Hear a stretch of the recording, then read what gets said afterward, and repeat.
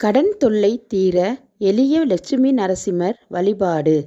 லட்சுமி நரசிம்மம் சரணம் பிரபத்யே. ஸ்ரீ லட்சுமி நரசிம்மர் திருவடிகளே சரணம். கடன் தொல்லையால் அவதிப்படுபவர்கள் இந்த வழிபாட்டை செய்து வந்தால் பலன் அடையலாம்.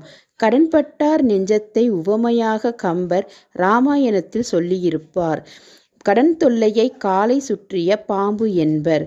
கடன் தொல்லையில் இருந்து மீள ருண விமோசன லட்சுமி நரசிம்மர் ஸ்தோத்திரத்தை பாராயணம் செய்வது நல்லது. இந்த ஸ்துதி சமஸ்கிருதத்தில் இருப்பதால் படிக்க இயலாதவர்களுக்கு எளிமையான பரிகாரம் ஒன்று இருக்கிறது.